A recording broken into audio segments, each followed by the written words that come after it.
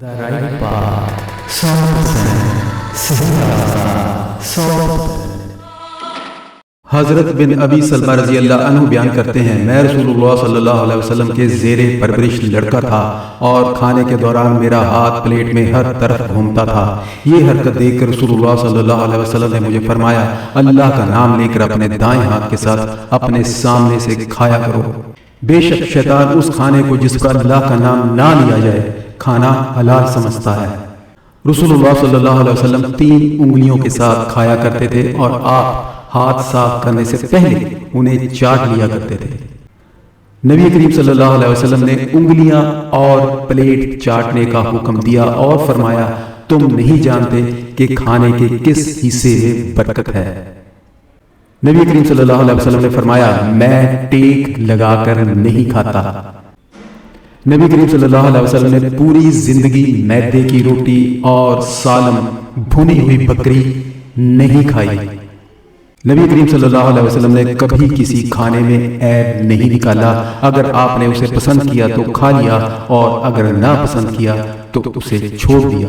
حضرت ابو ہریرہ رضی اللہ عنہ سے روایت ہے کہ ایک آدمی بہت زیادہ کھایا کرتا تھا، جب وہ مسلمان ہو گیا تو کم کھانے لگ گیا۔ نبی کریم صلی اللہ علیہ وسلم سے اس کا ذکر کیا گیا تو آپ صلی اللہ علیہ وسلم نے فرمایا، مومن ایک آنت میں کھاتا ہے جبکہ کافر 7 آنتوں میں کھاتا ہے۔ رسول اللہ صلی اللہ علیہ وسلم نے فرمایا، 2 آدمیوں کا کھانا 3 کے لیے کافی ہے جبکہ 3 کا کھانا 4 کے لیے کافی ہے۔ جو کا دلیا دل کے مریض کے لیے راحت بخش اور غم کو ہلکا کرنے والا ہے۔ حضرت انس رضی اللہ عنہ سے روایت ہے کہ ایک درزی نے نبی کریم صلی اللہ علیہ وسلم کو کھانے پر مدعو کیا جو کہ اس نے خصوصی طور پر تیار کیا تھا۔ میں بھی نبی کریم صلی اللہ علیہ وسلم کے ساتھ گیا۔ اس نے جو کی روٹی اور شوربہ پیش خدمت کیا جس میں کدو اور خشک کیے ہوئے گوشت کے ٹکڑے تھے۔ میں نے نبی کریم صلی اللہ علیہ وسلم کو پلیٹ کے کناروں میں کدو تلاش کرتے ہوئے دیکھا، چنانچہ میں اس روز سے کدو پسند کرتا ہوں۔ رسول اللہ صلی اللہ علیہ وسلم میٹھی چیزیں اور شہد پسند فرمایا کرتے تھے۔ حضرت جابر رضی اللہ عنہ سے روایت ہے کہ نبی کریم صلی اللہ علیہ وسلم نے اپنے اہل خانہ سے سالن طلب فرمایا تو انہوں نے عرض کیا، ہمارے پاس تو صرف سرکہ ہے۔ آپ نے اسے منگایا اور اس کے ساتھ کھانا کھانے لگے اور آپ صلی اللہ علیہ وسلم نے فرمایا، سرکہ بہترین سالن ہے، سرکہ بہترین سالن ہے۔ حضرت سعید بن زید رضی اللہ عنہ بیان کرتے ہیں، نبی کریم صلی اللہ علیہ وسلم نے فرمایا، کھمبی من بنی اسرائیل کے منو سلوا کینوں میں سے ہے اور اس کا پانی آنکھ کے لیے باعث شفا ہے۔ اور صحیح مسلم کی روایت میں ہے، وہ کھمبی اس من میں سے ہے جو اللہ تعالیٰ نے موسیٰ پر نازل فرمایا تھا۔ رسول اللہ صلی اللہ علیہ وسلم کو ککڑی کے ساتھ کھجور تناول فرماتے ہوئے دیکھا۔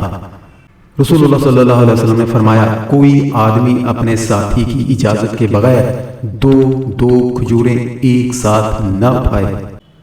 رسول اللہ صلی اللہ علیہ وسلم نے فرمایا، جس کے گھر میں کھجوریں ہوں وہ لوگ بھوکے نہیں رہتے۔ ایک دوسری روایت میں ہے، آپ صلی اللہ علیہ وسلم نے فرمایا، عائشہ، وہ گھر جس میں کھجوریں نہ ہوں تو اس گھر کے رہنے والے بھوکے ہیں۔ آپ صلی اللہ علیہ وسلم نے 2 یا 3 مرتبہ فرمایا، جو شخص صبح کے وقت 7 عجوہ کھجوریں کھا لے تو اس روز اس کے لیے زہر نقصان دہ ہے اور نہ جادو۔ حضرت عائشہ رضی اللہ عنہا بیان کرتی ہیں، ہم پر ایسا مہینہ بھی آتا ہے کہ ہم اس میں چولہے میں آگ نہیں جلاتے تھے، ہمارا کھانا صرف کھجور اور پانی ہوتا تھا، البتہ کہیں سے تھوڑا سا گوشت آ جاتا تھا۔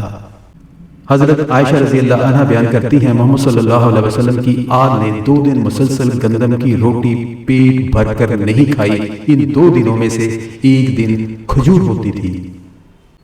جب تم میں سے کوئی کھانا کھائے اور اپنا کھانے پر اللہ کا نام لینا بھول جائے تو وہ کہے، اس کا آغاز اور اختتام اللہ کے نام سے۔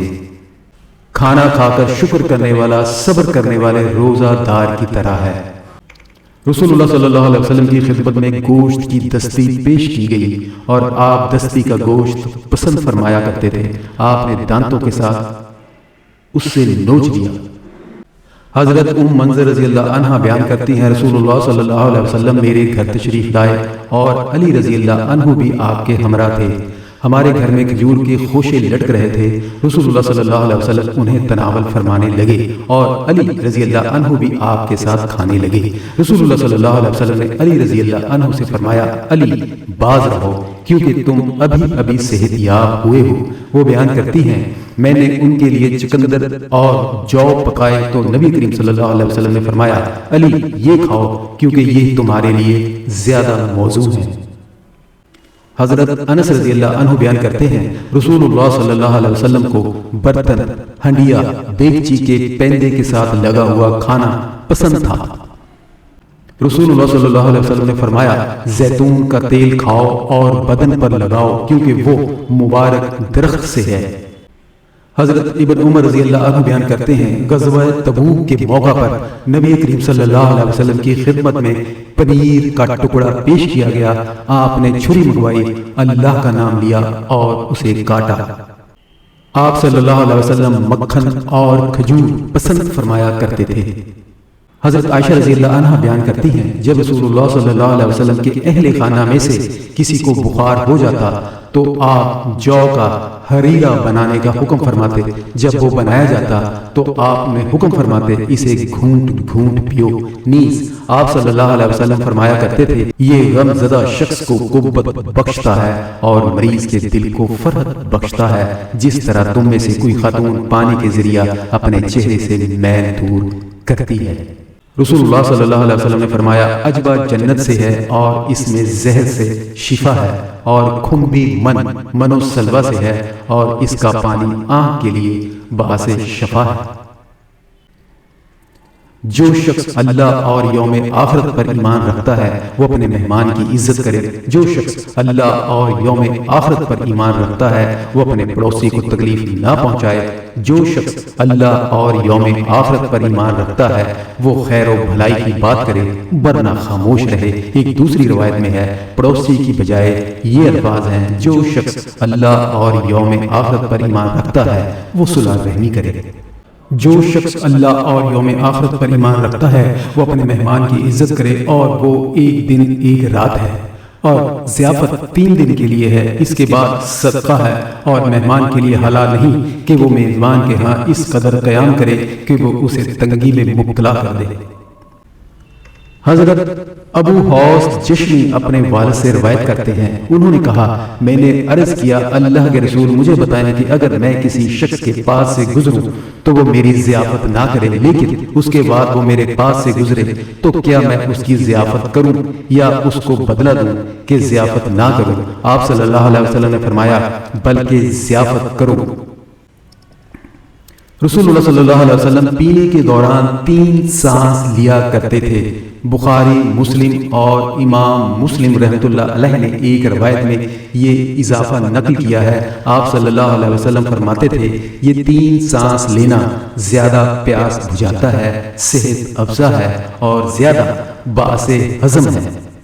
رسول اللہ صلی اللہ علیہ وسلم نے مشکیزے کے منہ سے پینے سے منع فرمایا۔ حضرت انس رضی اللہ عنہ بیان کرتے ہیں، نبی کریم صلی اللہ علیہ وسلم نے فرمایا، آدمی کھڑا ہو کر پانی نہ پیے۔ آپ صلی اللہ علیہ وسلم نے زمزم کھڑے ہو کر نوش فرمایا۔ حضرت علی رضی اللہ عنہ سے روایت ہے کہ انہوں نے نماز ظہر ادا کی، پھر لوگوں کے مسائل حل کرنے کے لیے وہ کوفہ کے چبوترے پر بیٹھ گئے حتیٰ کہ نماز عصر کا وقت ہو گیا۔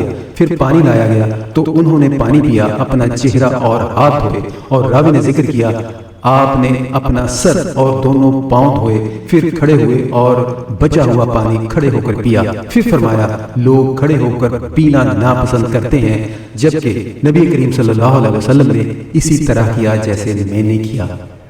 جو شخص چاندی کے برتن میں پیتا ہے تو وہ اپنے پیٹ میں جہنم کی آگ انڈھیلتا ہے۔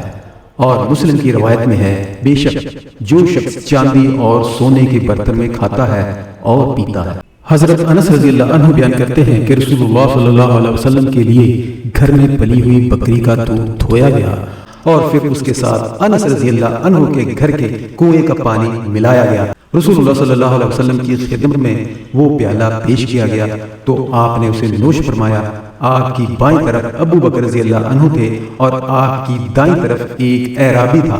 عمر رضی اللہ عنہ نے عرض کیا، اللہ کے رسول، ابو بکر رضی اللہ عنہ کو دیں، لیکن آپ نے اس اعرابی کو عطا فرمایا جو کہ آپ صلی اللہ علیہ وسلم کی دائیں طرف تھا۔ پھر فرمایا دایاں تو دایاں ہی ہے۔ ایک روایت میں ہے دائیں طرف والوں کو سنو، دائیں طرف والوں کو مقدم رکھو۔ حضرت عمر بن شعیب اپنے والد سے اور وہ اپنے دادا سے روایت کرتے ہیں، انہوں نے کہا میں نے دیکھا رسول اللہ صلی اللہ علیہ وسلم کھڑے ہو کر بھی اور بیٹھ کر بھی پانی پی لیا کرتے تھے۔ حضرت ابن عباس رضی اللہ عنہ بیان کرتے ہیں کہ رسول اللہ صلی اللہ علیہ وسلم نے برتن میں سانس لینے یا اس میں پھونک مارنے سے منع فرمایا ہے۔ رسول اللہ صلی اللہ علیہ وسلم کے لیے رات کے پہلے حصے میں نبیذ تیار کی جاتی، جب اس دن صبح ہوتی تو آپ اسے نوش فرماتے اور رات کو بھی پیتے، اگلے دن اگلی رات بھی نوش فرماتے اور اگلے روز عصر تک نوش فرما لیتے، اور اگر کچھ بچ جاتی تو آپ اسے خادم کو پلا دیتے یا پھر آپ کے حکم پر اسے انڈیل دیا جاتا۔ حضرت ابو مالک اشعری رضی اللہ عنہ سے روایت ہے کہ انہوں نے رسول اللہ صلی اللہ علیہ وسلم کو فرماتے ہوئے سنا میری امت کے کچھ لوگ شراب کا کوئی اور نام رکھ کر شراب نوشی کریں گے۔ رسول اللہ صلی اللہ علیہ وسلم نے فرمایا جب سورج غروب ہو جائے یا جب تم شام کرو تو اپنے بچوں کو روک لیا کرو، کیونکہ اس وقت شیطان پھیل جاتے ہیں، لیکن جب رات کی ایک گھڑی گزر جائے تو ان بچوں کو چھوڑ دو اور دروازے بند کر لو اور اللہ کا نام لو، کیونکہ شیطان بند دروازہ نہیں کھولتا۔ اپنے مشکیزیں بند رکھو، ان پر اللہ کا نام لو، اپنے برتن ڈھانپ کر رکھو، ان پر اللہ کا نام لو، خواہ کوئی معمولی چیز ہی ان پر رکھو اور اپنے چراغ بجھا دیا کرو۔